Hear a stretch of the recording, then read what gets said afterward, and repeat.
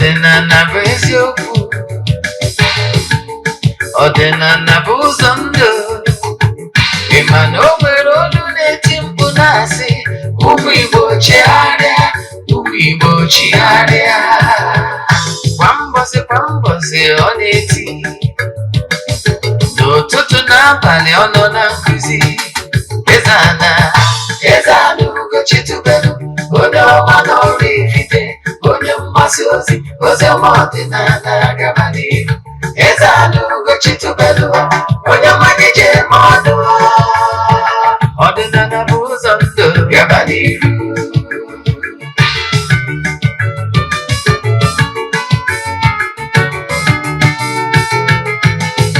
Eze-Ana ugochitubelu, onye ọma na oraifite, onye mgbasa ozi ọma ọdịnala gaba n'ihu. Eze-Ana ugochitubelu, onye ọma ga-eje eme ọnụ.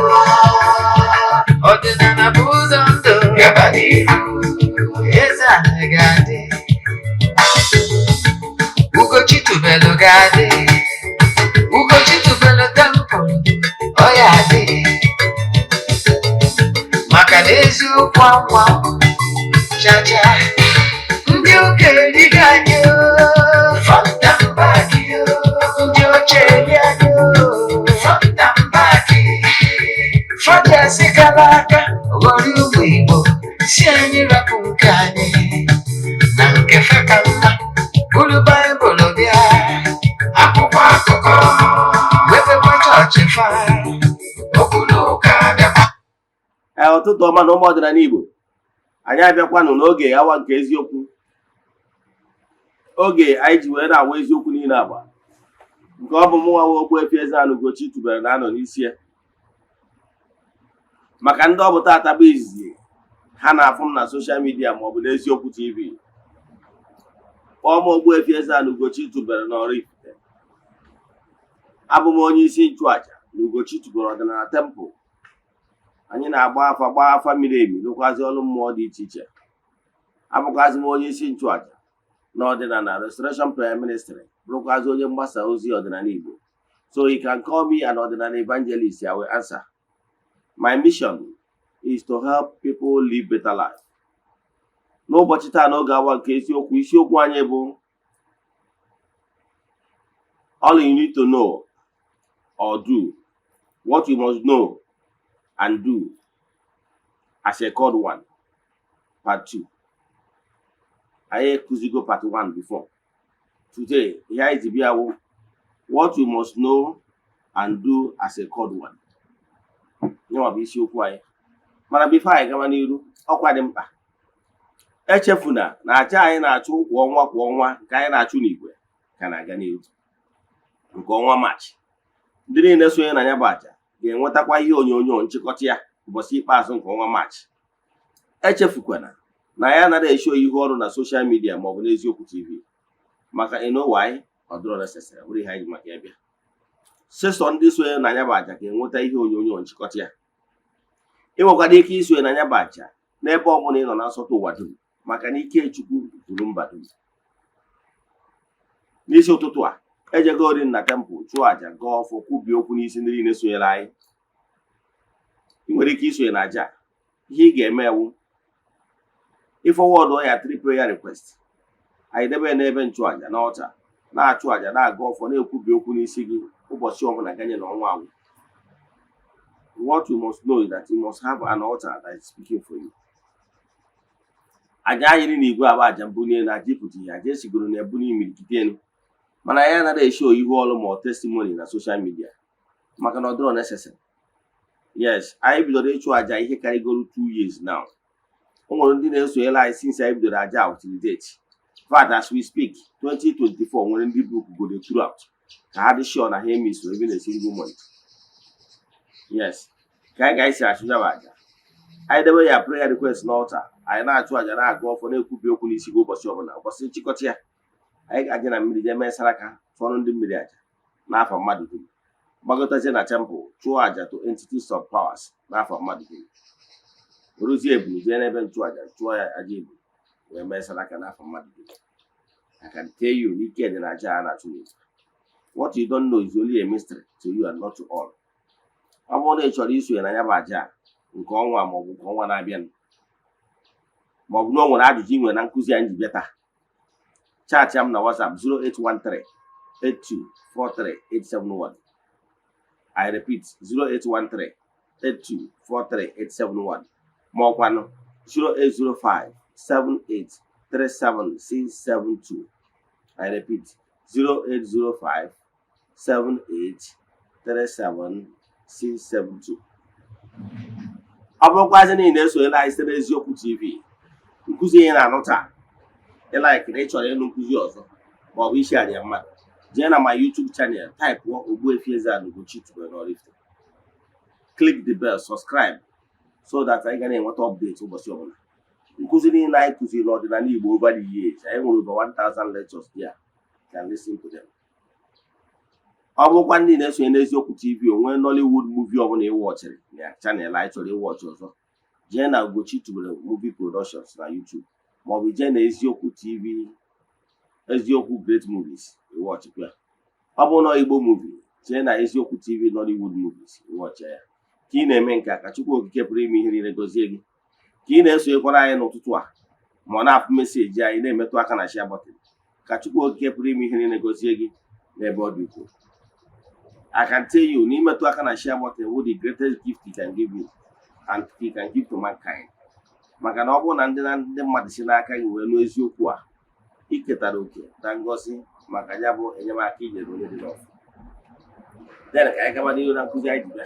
Dịka anyị si wee kwuo, anyị kwuru na ihe anyị ji anyị kụzi taata bụ what you should know or do as a code word. Onye ma bụ isiokwu anyị. Ọ bụrụ na ị gee ntị ma gee ntị nke ọma, you must learn something that will change your life for good. Yes. Down ka anyị gaba n'ihu. Gịnị ka m chọrọ ịkọwa maka ya? Ihe m chọrọ ịkọwara ya maka ya bụ nwa. Ọ bụrụ na na-abịa n'ugo ịnụ voice maọbụ na ịnweta meseji n'ụdị dị iche iche iji gwa gị na ị nwere ọgbụgbọ oku. Ịnweta meseji gị nwere ike ịbịa through vision, o nwere ike ịbịa through nlọ, o nwere ike ịbịa through ozi, o nwere ike ịbịa through n'ịnụrụ voice or gwa gị exactly why the purpose of your existence. O nwere ndị nwere ike ịfụkwa ya, ịnwetakwa ya bụ ozi through prophetic provisions. Example, ọ bụrụ na iwu onye na-eje ụka, na-eje some of these prophetic ministries, ọ bụrụ na ị nwetara ozi na-akpọlitego gị, wee zie gị ozi si gị na ị nwere ọkpụkpọ oku, all language ha ga-eyuzu, na ị nwere ọkpụkpọ oku ma ọ na-ewe code one. From today going forward, ịbịa ministry a ga-anọzina n'azụ ebe ndị ọzọ nọ, ka ị gbagota n'elu ọta, ka ị sonyere ndị prayer ministry, ndị prayer warrior. Enweta n'ụzọ dị ozi dị etu a, ọ dị likely na ị nwere call onye ozi ahụ fụrụ wee gwa gị ya bụ ihe. Mana nke bụ eziokwu bụ na ebe a ka ọ ga-end. Yes, ana m agwa as example. O mere m mgbe m nọ n'ụka ọbịa, mgbe eriri m eri. Mgbe ahụ ana m esogharị na ministries, nje etinye na prayer warrior. Ebe a ka ọ ended. They cannot teach you to become a master. Ha ma etichi gị ka e kwuru na onwe gị ihe ọ ga na-eji ga-eme ewu ikpere ndị mmadụ ekpere, iji ọrụ ezinụlọ, ibe ọrụ dị iche iche. Asị gị jekwu ndị prayer warrior ka akpere gị ekpere. Ụmụ ihe a ka a ga na-eyuzu. Ebe a ka ọ ga-end. Brother ama ekụziri gị how to stand on your own and become the boss. Na-ege ntị. Ka bụ ihe ị ga-ama. Nke abụọ, ọ gwada ma iwu nwoke ma iwu nwaanyị, ebe a ka ọ ga-end. Ama na gị nwa na-ene m anya, ihe si gozie ego ụdị ozi a, and ebe ended for years na ended na-ewu a prayer warrior. That's all. Ka ofu. Ọ bụkwa ndị ije na dibịa, ozi ha ga-agwa gị bụ na ị nwere agwụ, ị nwere oke agwụ, na-akpọrọ gị ka ị bụrụ dibịa, whether ma ịbụ nwoke ma ịbụ nwaanyị. Mana ọ nwere ihe m chọrọ ka anyị shipụ in today. Ịnekwa ya na social media, ọ na-etrend now. Yes, ya bụ ihe bụ ekụzigo m nkụzi a years back, mana ka m repeat ya ọzọ ebe ọ bụ na ihe na-etrend now. Akọwara m ndị mmadụ, gwa ndị mmadụ na na-abịa na afa a na-aza n'ọgbụgbọ oku a. Yes, enwere ndị akpọrọ oku, akpọrọ ụmụ nwoke kpọọ ụmụ nwaanyị, mana nke bụ eziokwu bụ na ije obodo dị iche iche, ndị ọbụla mba na-asụ n'olu n'olu mana akwa ụkwara ọ bụrụ ofu. Ije na Nsụka, nwa onye magbu onye Nsụka, go and verify. Enwere ihe ha na-akpọ, echefugo m, nwere friend nwere bụ onye Nsụka gwara m exactly ihe ha na-akpọ ụmụ nwaanyị na-alụ dibịa nwere ọkpụkpọ oku. Ịghọtara ya? Yes, ha anaghị eyuzu word eze nwanyị. Ije n'Imo steeti, enwere m friends bụ ndị Imo steeti, ha ga-akọwara gị na ihe a na-akpọ ụmụ nwaanyị nwere ọkpụkpọ oku ụmụ nwaanyị owu mmiri, ndị na-arụ ọrụ owu mmiri. Ịghọtara ya? Ndị na-ejeru nne mmiri ozi na ndị na-arụ ọrụ dibịa dịka nwaanyị. This word a bidoro ịkpọ eze nwanyị bụ misconception na Anambra dialect. Nke bụ eziokwu na enwere primordial queen, that is the eze nwanyị. Ịghọtara ya? Or the earthly concept, earthly word a ga-eji wee quantify ya, the queen mother. Ịghọtara ya? Or earthly concept a ga-eji wee quantify ya, the queen mother, the primordial queen. Actually, she's a queen, not eze. Mana the concept, ịma na ọ na-abụ a na-enwe language barriers. Mgbe ụfọdụ ọ na-abụ atakewa some certain thing na onu language si dị iche iche, onu uzuo the core value. The truth of the matter bụ na enwere the throne of the primordial queen. Yes, so all that throne of the queen, even Google ancient book, the Old Testament na Bible, ị ga-anụkwa ebe mention the primordial queen, the primordial mother. Ịghọtara ya? So ọdịnala recognize the name nwere the queen mother. Ọdịnala Igbo recognize ya. Yes. Then mana dịka anyị si mara n'ọdịnala Igbo enwere ebe akpọrọ ya eze. No, maka na nwaanyị anaghị echi eze. Ịghọtara ya?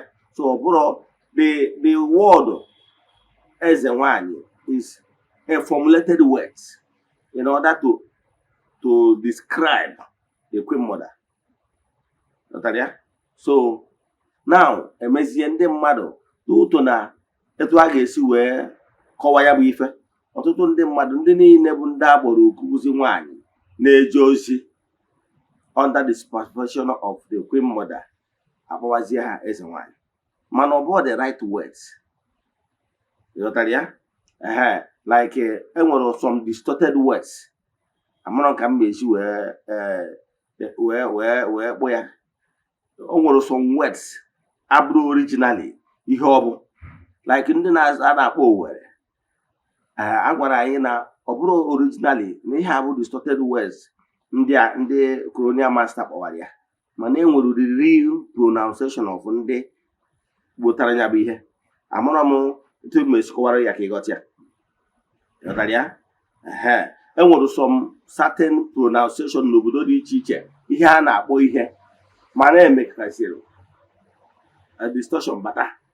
Enwere ike ọ bụrụ na ọ maka oge ndị anyarị bịa ebido kpọwa ya afa dị iche iche. Anyị nụkwa the story of Asaba, and so on and so forth. So ihe na-achịkọwara gị bụ na this word eze nwanyị bụ a formulated word ka e wee kọwaa maka ndị na-ejelu nnukwu nwaanyị ozi. However, m nwere onwe m personally, ndị niile ma nkụzi m, mana I keep insisting personally, ihe na-akpọ nwaanyị nwere ọkpụkpọ oku bụ ọ bụrụ na m akpọrọ ya dibịa nwaanyị, akpọọ m ya nnukwu nwaanyị. Yes, ọ bụ nnukwu nwaanyị in the sense na ọ bụ nwaanyị pụrụ iche karịa ndị ọzọ, maka ihi na ọkpụkpọ oku akpọrọ ya. Yes, mana this word eze nwanyị bịaziri dịzie ka asị na na-eme abuse, ọ dịzie ka asị na akpọwazie ya bụ eze nwanyị na o nweziri special ngala dị na ya. Yes, emekwuziela ụfọdụ bido mewe abuse na ya, ịghọtago, mewe abuse na ya, na ọ bụrụ na achọ ha bidozie fọmụwa groups, ha fọmụwa groups anwa, ụfọdụ na-afọmụzie grupu a sị na na-echi mmadụ eze nwaanyị, nwere ihe dịka ya. Ihe ahụ fọmụletara ichi nwa eze nwaanyị abụrụ ichi ọzọ. Ọ jọs na nwaanyị chọrọ ibido ọrụ, ụmụ nwaanyị ibi ya kpọọ ya, ṅụrịarịa, dekoretia ya na ata ya asị onye akpọrọ ọrụ, mana using the word eze nwaanyị abụọ the right word. Ya.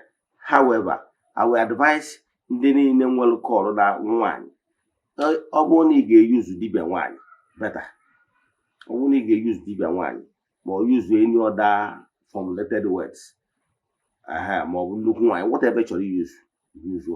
Nke bụ eziokwu na ọ bụrụ adị eze nwaanyị n'afa gị ga-eme gị eze nwaanyị, ibugo the calling dị n'ime gị.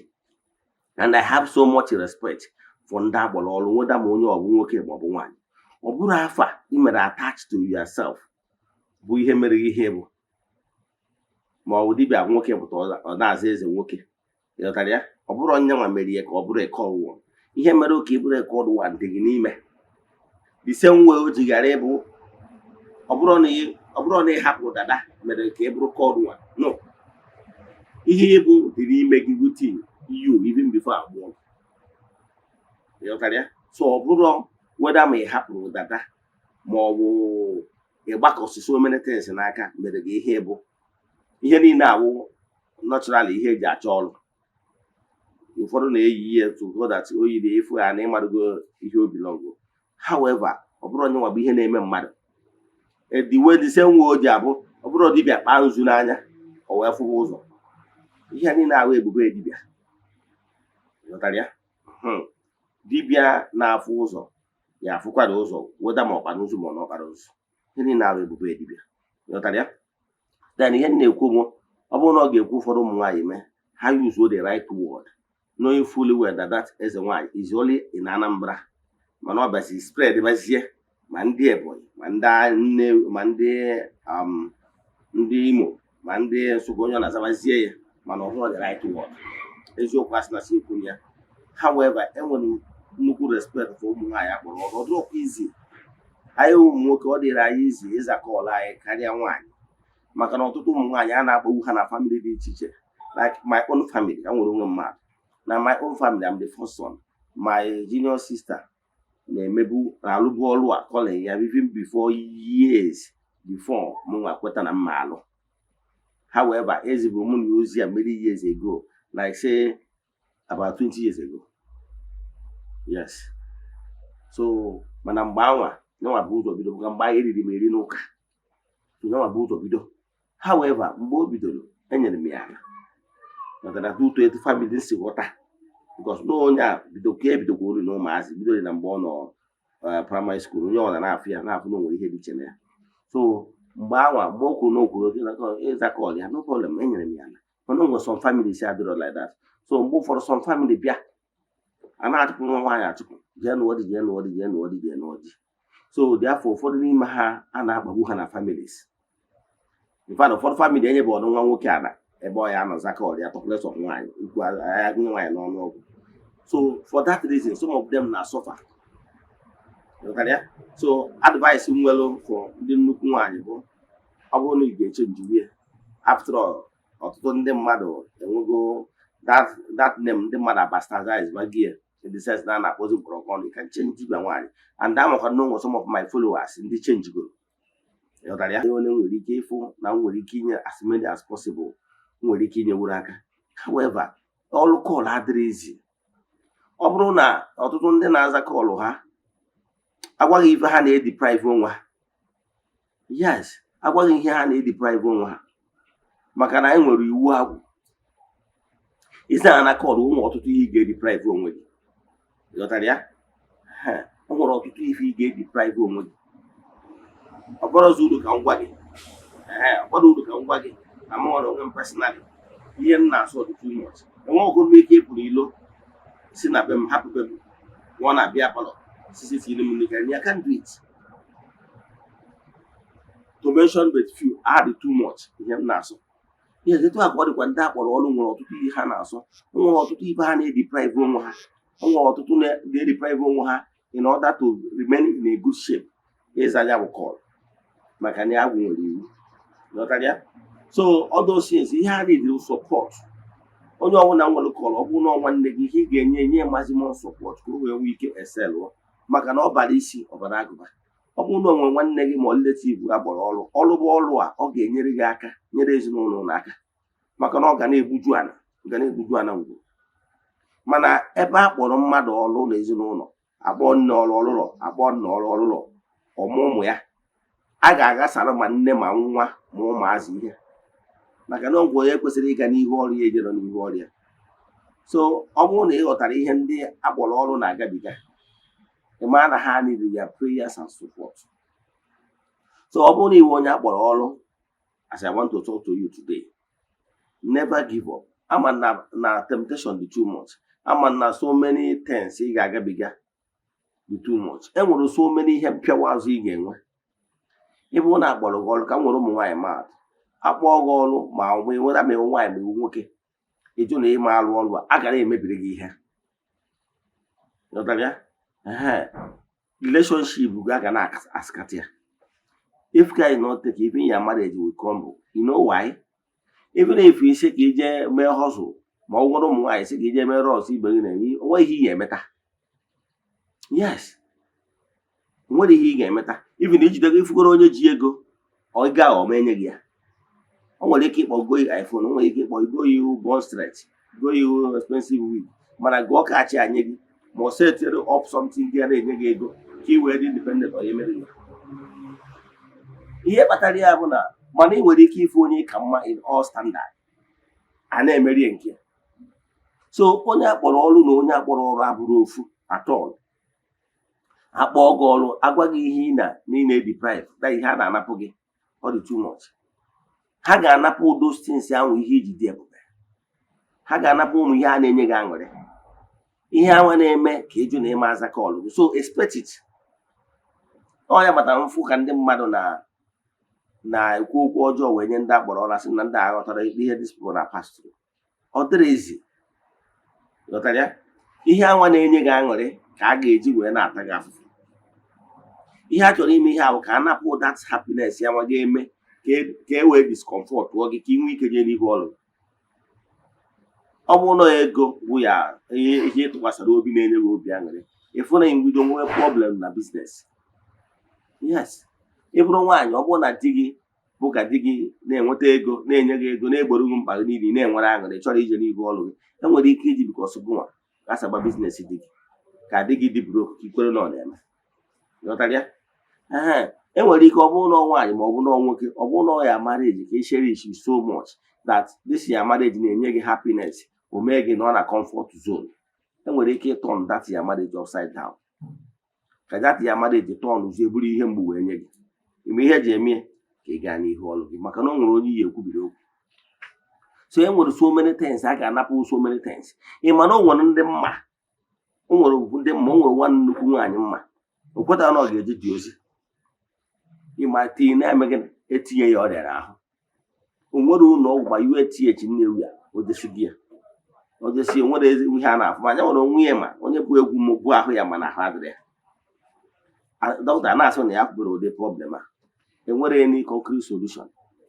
Ihe eji eme egwu eji n'ihu ọrụ, mana ikwe na ka nke gị ruo to the level na-atụziri gị ọya. Ịma na o nwere onye mma atụ nke ihe bụ na o megidoro uwe, o nwere ndị mecha nwa accident ka ha wee jee n'ihu ọrụ ha. O nwere ofu onye mma akpa afa, nna ya bụ nnukwu dibịa gboo. O wee bụrụ na ya majụ na ya ma alụ dị ọrụ, o je na-alụ ministry, na-alụ asị pastọ n'ihe ala ebe a ka ọ nọ wee na-alụ ministry ya. Mma akpa afa maka mkpa afọ fọrọ ụmụ ya. Mgbe o nwere ya ministry ya nwa jụ na ya ma abịa ite, o jere ịrụ ya n'ụdị ụka. Nna ya nwụọ, obukọrọ ọfọdụ, mana ọ ma ihe. Nna ya nwụọ, obukọrọ ụfọdụ na ya je bọsụọ ya ihe niile ahụ, jiwa na-emere onwe ya ministry ya. Til a na-akpọ ya ka o debe ahụ nọ na ministry ka ya ga na-eme, maka na ọ bụrụ mmadụ niile ka agwụ ha na-ekweta ka ije na-amekasị ofu ihe. So till no nwe accident wee dị bastardly injured n'aka. wee na-enye treatment ya na dọkịta na-ekwu na ọ naghị respond na the only option bụ ịkọtụ ya aka. Mgbe dọkịta ji gwazie ya ihe, ọ bụrụ mmadụ kwere ya, wee sizie biko na sick bed ya ọ nọzi ka ọ na-asị doonu na eme ekwerego. O wee sị na ya ekwerego. Mgbe ahụ o ji kwechazie na ya ekwerego, sị na ya esikwara ụlọ ọgwụ a discharge ya na ya na-eji eburu ọgwụ agwụ ya buru akpa agwụ ya ka ya nọ n'ihu ọrụ nna ya. Mana ozugbo o kwuchara okwu a, dọkịta bịa na next day fụkwazie na ihu onye ya na-ehilizi. Dọkịta sizie na based on ihe ya fụrụ na ya ebezikwa ya aka. Tụ aka esi ewezie treatment obodo respond bido wee dị mma taa. Aka fụkwara ya the other time o ji machine gafe na my side. Today as we speak now, ọ dịbịa ka ọgwụ na Nnewi ebe mma ahabiri enye ya onye Nnewi. Nwere ihe na-aghọta. Ihe m na-achọ ịkọwara gị bụ na ọ bụrụ na akpọọ gị ọrụ, enwere so many things ị ga na-afụ. Ịbanye na relationship fevọrọ ndị ọzọ ma efevọ gị. Ịbanye na marriage fevọrọ ndị ọzọ efevọ gị. So o nwere ike ya mana agwụ na-ebugharị onye a. Ịbanye na biznes ndị ọzọ na-eme, ego ga na-agbari. Ndị mmadụ a na-eweghị ofeke. Ndị mmadụ a na-eweghị onye iberibe. Ị bụrụ nwaanyị, for the fact na relationship efevọrọ gị, from the fact na marriage efevọrọ gị, onye ahụ na-apụta na Facebook ịfụ ka ndị mmadụ na-eme insult ụmụ nwaanyị ndị agbara ọrụ. Ọ na-awụfe, ọ na-ewute m because ihe ji ewute m bụ na onye na-ekwu ihe abụ ofeke. Ọ ghọtara ihe that particular person na-pass through. That onye nwata nwaanyị ahụ ị na-afụ agbara ọrụ, ọ bụrụ onye makacha eme ihe ọjọọ, mana ọ maghị ihe na-eme ya. Ihe o nidiri support and love. Ihe o nidiri ọnwụ na o nwere aka ihe enyere ya by ọdụrọkwa izi. I know how much. Ibido ọrụ adịrọkwa izi. Ibido ọrụ dibịa ọdịrọkwa izi. Ịghọtara ya? Maka na nke mbụgoro ihe ebugo ụlọ sọsụ golo fọ ana ebe ị ga-arụ ya. Ọ bụrụ na ndị bụ na-enyere gị ana, ihe ejegoje chọọ ebe ihe ego ana. Ị bịa kwuo okwu ịlụ the structure dị involved. Bịa kwuo okwu ịdọwa ụmụ mmụọ niile. Ihe niile abụ ego. Yes. Ihe niile abụ ego. Ọ na-arụ ọrụ nnukwu ego. So ụfọdụ iburu nwoke nwere ike dịrị gị izi ire ezi ụfọdụ, mana ụmụ nwaanyị ọ dịrị ọrụ ha izi. So ụfọdụ n'ime ha nwere ike ọ na-asịgoro na ya ka ya nụọ di. Ihe ụfọdụ na-ekwu ụfọdụ asị ka ya nụọ di na ya makwa na ya nwere ọkpọ oku, mana ka ya nụọ di ka di ya wee nwee ike wee megide wee finance ya. So ọ dịrị izi. So abịazie etu a nwude na onye ahụ nwere ike ọ mabara ihe na-eme ya. O tinye aka na relationship o tinye aka na marriage o mechazie eventually marazi ihe na-eme bụ izu okwu ya. Ụfọdụ ndị mmadụ na social media na-akụ onye ahụ ọnụ si n'ọwụ ote ya dị akwụna n'ọwụ nke ọ dịrọ mma. Nwa onye obi na-eri nke ọjọọ. Mana echefugo na akwụkwọ sị don't judge so that you not be judged. Ọ bụrụ na ị nwere ezigbo support ị ga-enye onye a encouragement. Ihe chọrọ encouragement dịsi ike nne nwere ike ime wee na-abụrụ ịkpụ ya names. You're not doing well, and the work onye mere oke eburu the judge. So ihe m na-agwa ndị mmadụ ndị akpọrọ ọrụ, ọ bụghị ọsọ ụmụ nwaanyị. O nwekwara ụfọdụ ụmụ nwoke ọ na-agasara so many things. O nwere ndị oyi the family akwụdo ihu na. Yes. O nwere ndị nọ na-ebe arịrị maka na ihe ọ ga-eme ewu na ọ bụrụ na ịchụ ọgwụgwọ n'ibu nwoke, ihe ọ ga-eme ọ crumble that your marriage upside down. And if guy is not taking, people will call you names, people will call you many things and everything. At the end of the day, fụ na ọgbụgbọ okwu ahụ ọbụ nsogbu. So ọ bụrụ na ị na-enweta ụdị problem dị etu a, and ọkọgọkọ onye ị ga-ebite, ọ na-aghasara odo anya na all is not well. Ọ bụrụ na agbaala gị afa wee gwa gị na ị nwere ọkpụkpọ okwu, ma ọ na mmụọ bịakwutere gị sị gị n'ọgwa ihe dị etu a, ma mmụọ dịbe nna gị, o nwere ndị mmụọ dịbe nna ha na-abịakwute ha direct gwa ha na ọ bụrụ na mmụọ gbara oke, ihe ị ga-eme ewu ịsịkwa na mba. Ihe mmụọ achọrọ ịlụ ụgwọ awe nọdụ ịsịkwa na mba. Ịghọtara ya? Ihe ị ga-eme bụ ngwa na ime ihe a na-akpọ ekwe m agwụ, ma ụfọdụ na-akpọ ekwere m agwụ ka ọ bụ na ịkpọrọ ya ofe meaning the same thing. Ịgwa agwụ gị na ịkwetago na ị ga-eje ozi a, mana nee ka o si dịrị gị, mana ị na-ediri more time, mana na ọ bụrụ na nwaanyị ka ị bụ na ịnọbe nna gị na nna gị ma ọ bụ ụmụnne gị na ha enyerọkwana sọpọtụ, nwa ọkwa n'ebe a sịrị gị ngwa n'ebe a were na-arụ ọrụ gị, o nwere ebe e nyere ya. Ma ọkwa ndị iwu nwoke o nwere ebe e nyere gị. Na ihe ị ga-eme ịgwa ndị ya fọsisi ya ekwetara na mma arụ ọrụ a mana na m enwere ọnọdụ ebe mma nọ wee jee ozi a. Ha kụziere gị ihe ị ga-eme udo obi dị.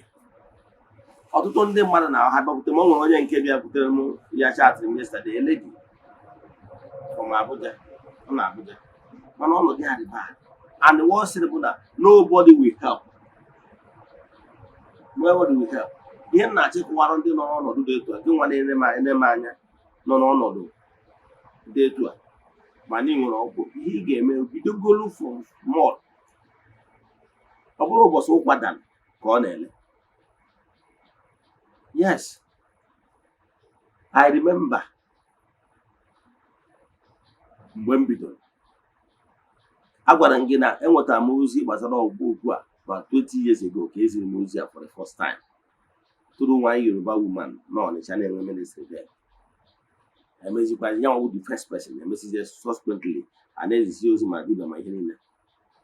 Yes, mana that first one emere m ignore anyway.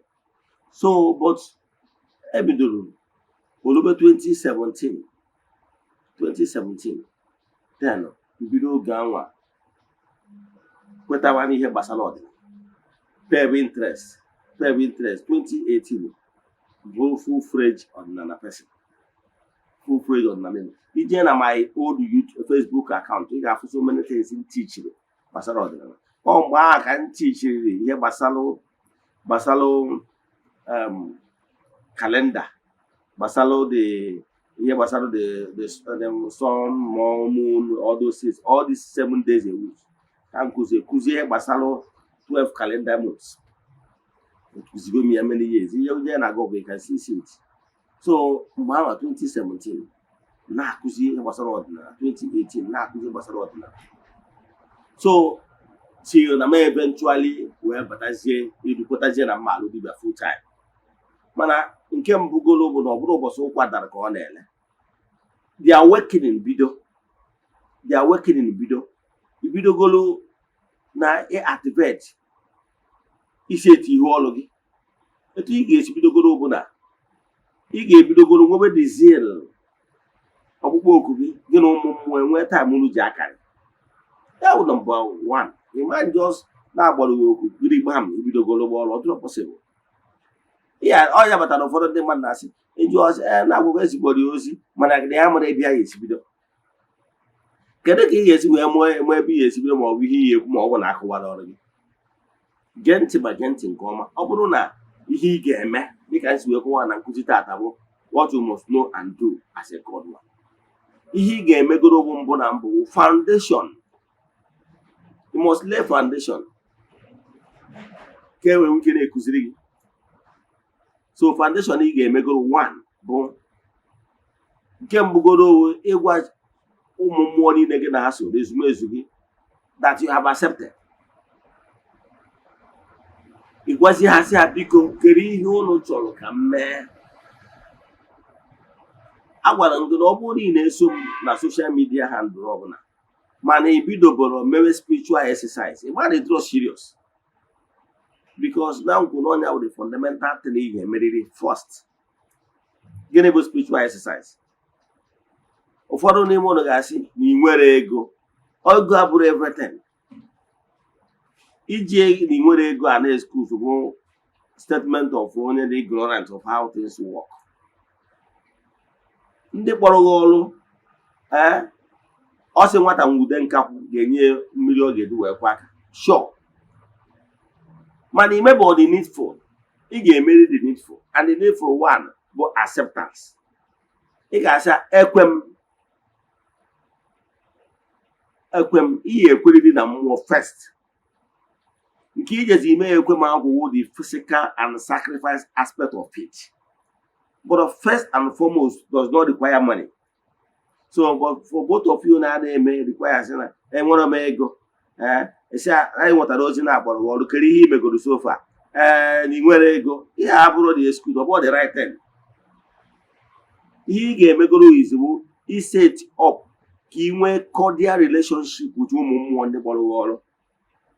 So bido taa, because you need to connect to your spiritual forces. Ị nidiri ịkwụnye onwe gị n'ọkụ. Ọ ha ga-achaji gị. Ọ ha ga-eme ka ị dị ike. Kedu ihe ị ga-eme? A gwara m gị ịpụta na compound ka ị ga-esi ebe bụ east. First, ị akwụnyerịrị onwe gị n'ọkụ ka ị nwee ike wee activate the spiritual spark in you. So ihe ị ga-ebu ụzọ mee bụ ị marụgoro ebe bụ east. A gwara m ka ị ga-esi ma east pụta ụtụtụ na compound ebe ibi negharịa anya. Ị ga-afụ saịdị anyanwụ si achanịta. Saịdị anyanwụ si achanịta onye nwa bụ east. Gwakwa gị na 4 corners of your room nwere ebe face east. So ọ bụrụ na n'ime ụlọ ka ị chọrọ ị na-anọ na-eme ya devotion, locate ebe east. Ị gaa n'ime ụlọ gị face that side bụ east. Side a ka ị ga-ereti ya ọdịnala altar. Yes, ka bụ ofu. Then ọkwa ndị chọrọ nọ n'ilo, so be it. Mana ihe dị mkpa bụ bido taa set up time. Ya nwee particular time iji abịa eme ya devotion. Ọ ga-enwerịrị oge gị na ụmụ mmụọ ji akparịta. Akụọgo m ihe a mbụ and na-achọpụta na ọtụtụ ndị mmadụ enwere ntị. So I will keep on explaining it. Yes, I will keep teaching. Now wee gwa gị sị gị na ọ bụrụ na data website ya bụ east wee ebe ọnwa anyanwụ si abịa, n'ebe ahụ ka ike si abịa. Maka ndị na-agba oge ọnwụ na ha na-ajụ m kedu ka ha ga-esi mee. Ị nwere ike ebe bụ east remain the east. Wee kwuo na east bụ east weda ma anwụ na-acha ma ọ bụ na anwụ anaghị acha. Wee mesịa wee were ụmụazị ndị ụmụnne anyị ndị na-eti isi n'ala wee marụ ga. So na ndị na-ekpe isi n'ala nwere ekpere ha na-ekpe eli mọmọ, nwere ekpere ha na-ekpe n'ụtụtụ. Ọ bụrụ na ịnọgo Lagos, oruwa na ebe 5 ahụ ebido n'ụwa microphone. Ha ji akpọ oku ekpere. Ya data house a ma chọrọ ịsụ na ka ị ghara isi na mba ahụ akpọ ha na asụ ịnụ ha data house anwa. Ị ma na ihe a na-akpọ oku ekpere ụlọ bịa n'oge ekpere eruo. Ya so ọ bụrụ na ụgbọ oku ekpere anwa ifu na ha nwa apụtabara, mana ofu ebe a ka ha chekwara ihu bụ east. Nwee kwukwa na ifu ekpere nke ha na-ekpe ebe between 7-8. Ifukwa na the same place ka esichere ihu. Etu ahụ mgbe ahụ echere ihu ebe 1 na 2. Etu ahụ ka echekwara ihu n'abalị. So locate ebe east isi ejuzina m ọwụwa na anwụ anaghị echi. So ihe m na-achịkọwara east remain east ebe ike si abịa. So ihe and echefuru na anyanwụ na-energize. Ife n'ife ịkụrụ na anyanwụ ga-eme ka energize ya ka o wee wido wee germinate ya. So gịnị ka m na-ekwu maka ya? Ịlocate ebe east. Kwụkwa gị na ị nwere ike iji aka set up at your ordinary altar. Ije na my YouTube channel, you have ebe m kụziri years back how to set up your ordinary altar. However, ọ bụrụ na ebe ibi is not conducive enough, maybe you are living with somebody cannot be able to set up your altar. No problem. Only at that time I face is ebe ọ bụla ị nọ, even without the altar. Yes. So ihe ga-eme we connect yourself to that spiritual altar with the east. Ihe eji set the physical altar ma ọ eji enwe artifact n'ihu mmụọ bụ ka ọ ga-abụ ekwuru n'ihu mmụọ ka obi ghara ịda agbasasị ka o nwee ihe ị na-enegara anya ga-eme ka mmụọ chịkọọ ọnụ. Ọkụ ya. Yes, ọ ihe physical altar na-alụ. So ihe ị ga-eme bụ ịnọ na that ya altar. Ịkpọkuo chi gị, kpọkuo ezumezu gị to get it better. Ya nwee particular time ị ga-eseti phone gị na alarm. Maka na ihe na-emetụ ụmụ mmụọ ya ama n'ịkpọrọ ihe. Ibido ana were time gị na ụmụ mmụọ bido nwewe board meeting. Ha take it very serious. Maka na ihe ọbụla mmadụ na-eme tinye time. Onye gị na-ekara agba ya ama through the day very serious. So nwere ụmụ mmụọ time. Ifu na oru ga-alụ ha na inwe ana time gị na ha ji eme. Ifu na ọ ga-abụ oge ruo ana. Ifu eweta ọ ya enwe sign onwe oge oge eruo, enwebe sign ị ga na-enwe iji mana time anyị eruo. Ọ bụrụ na iwe na-arahụ ụla, ọ bụ ụbọchị o mere ihe na ọ bụrụ na phone ma mọ na phone m nyụrụ anyị oruo ha time anwa phone m nyụrụ anyị anwa abata apụọ m Binia. I want a phone that particular phone set the Lamawa, Uran. So battery at the low. So what the other will you give? When I don't know what the guys know, I'm feeling somebody that happened. I woke up. Ezeana phone, Mupia phone, I want a partner more the flat. So second Maria and I could wait the other big phone on the other time in JB. More carry the man. If you don't wake up that particular time, how many know again had a meeting? All who are no go on their own, they will land. So you do a Kamusi, Mona has member. So you do a guy, what had a Piago? Kagina Hanolia. A walk what you work, you can put a head in only can listen at Yaga. Walk whom we can eat and can eat. You can't let in and Kenana. One day get a landing, but Danny Cantan, and then a Jodu Jibo. We body here. Or had Charino, what I have, what you know, wagon and Dawogi. Your spiritual forces is amazed. Why only one, I'm getting a boy beer. The boy I said, okay, again, I had January. You two half, I took half. Then, no, make it your bar. I may say, I want to ask why on half an hour. Let me see what I'm again about. Image your here do no be. Your child here do no be.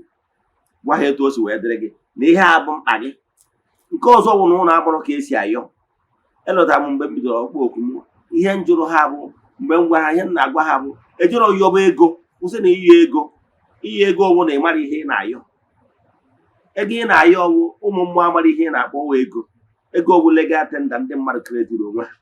Control not created over. So, what he can I yo? The man is real serious. Huh? He got I yo. I want I am a Kawan, I want a Bible. I was like, I see mem candima. Mem candima. Let me be good. Man, anyway, I say your ego. Your ego. Oh, only I have only as in a land trolling. Jack him a senior ego. You are serious. Somebody here have you poor. When they got as no other serious. If for Solomon, ask the Solomon or your wisdom. A more application of wisdom, there will bring money. In what idea? Man, you trust in ego. Because now, you remain the cocoa, the wisdom. Then, application of that wisdom, in a messy he was a ego will come. In what idea? In a year, you see ego, but ego keep saying that. Example, why are you paying your landlord? Because it's solving your house need. Why are you paying a medical doctor? It's solving your health needs. So be a problem solver. Provide service. Two things can you make you go on earth is by services you render. Then you monetize the value of that service you are rendering. Or you are selling products. So he came with your hasa nya hanyegi he need.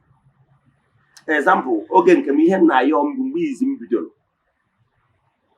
Even to date, here now you have say Namadogodi Holum, none of my own one need.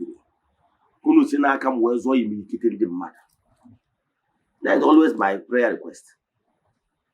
And definitely, my hundred a week in only whole now on the man, now solve the matter problem. Definitely, you monetize the services you are rendering. And that is money, where money comes. But all the bros of where goes up. He able to know people love for humanity, how to render services to people. Then by rendering services, money comes. Money more case here. Now that is the problem.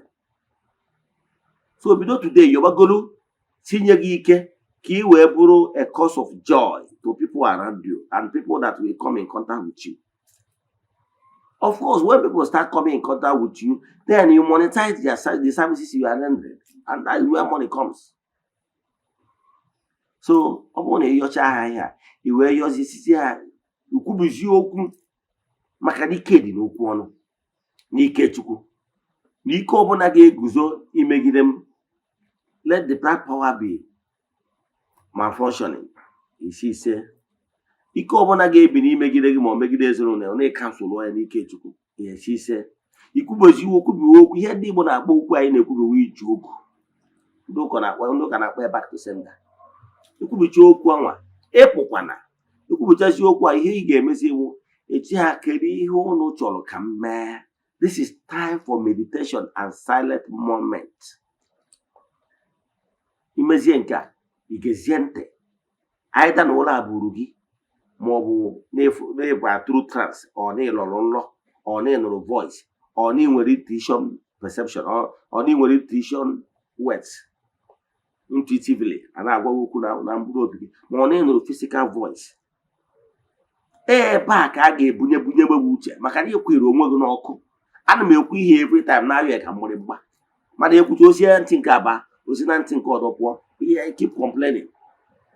Na ihe ị ga-ekwuzi oge ahụ o mechaziri ihe ahụ isi akịrị ihe a chọrọ ka ime gee ntị nụ na-anụzi uche ha ga na-ebunye gị.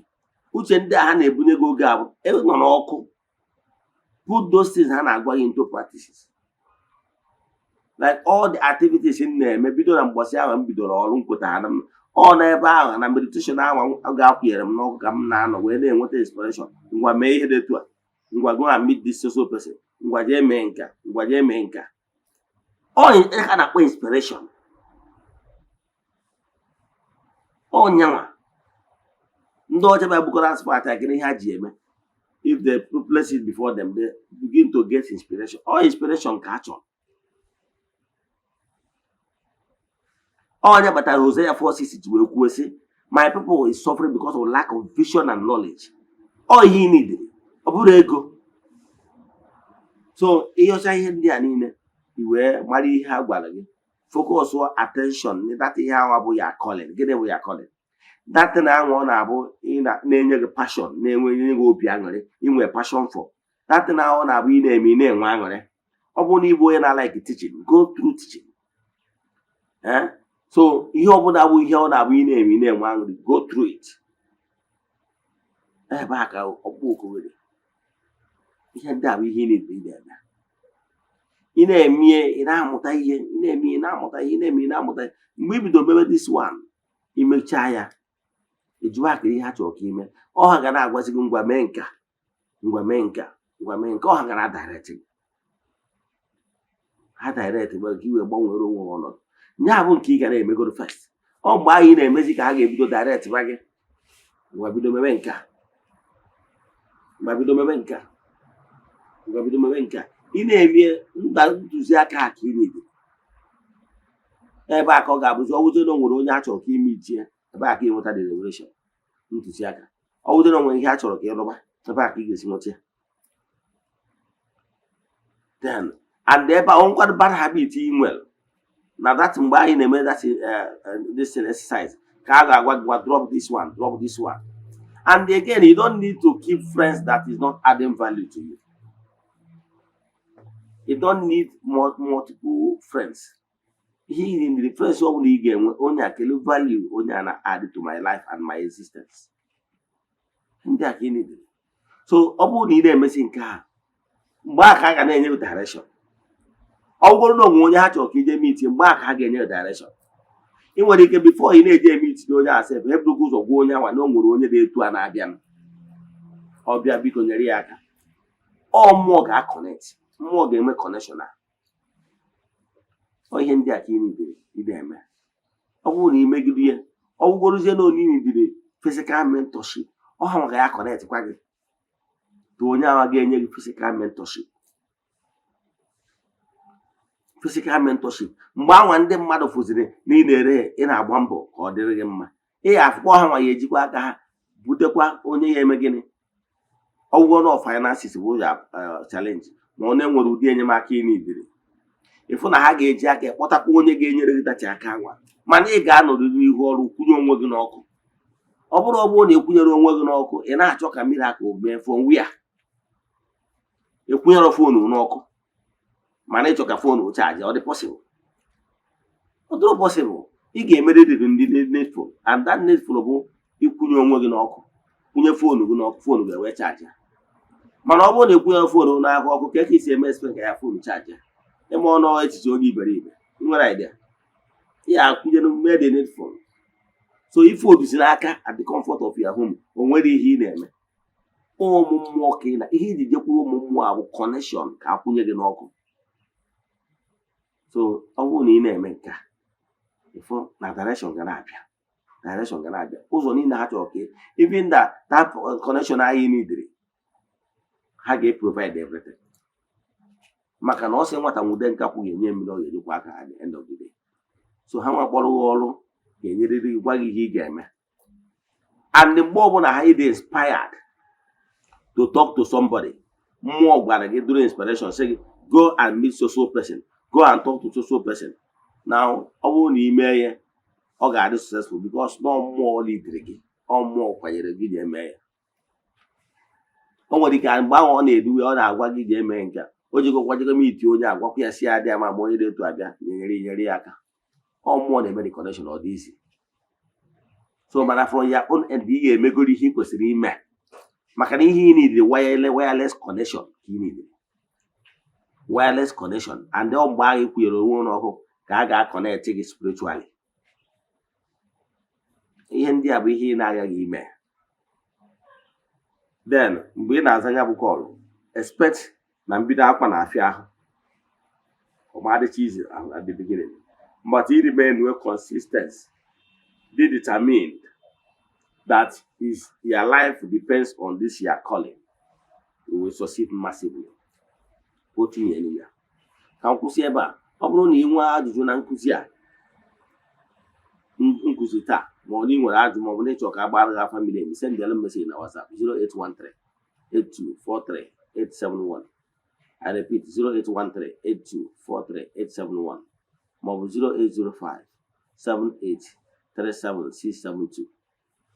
I repeat 0805-7837-672.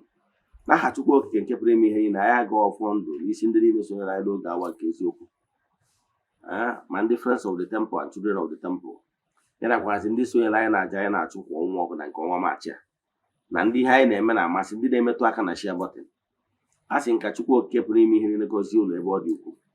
A sị m onye na-achụ ụlọ, onye a ga-adarịrị. Onye sị na ụlọ ga-adị mma na onye a ga-adị mma. Mana onye sị na ụlọ ama adị mma na onye ama. A sị na ilo na-asị na egwu ala ọfọ na okwu nwere mgbochi. A sị na kakaka ya mụ na jijiji ya mụ ụlọ. Ife ọma dị nnọọ ya dara ọnụ na ọ dị na ọ ga-epuru ụlọ omekwa wara ndị ha wee fụ. N'oke a na-eri ihe onye mmụọ anya. N'aha Chukwu Okike nke pụrụ ime ihe niile, onye ike niile si n'aka ya bịa. Ka ọ dịkwa echi niile n'oge awa nke eziokwu. Ekwuru m sị na ọnwụ na ọnwa egbu oji eji wee chụ aja na ọ ga-epuru n'ome. Udo dịrị unu.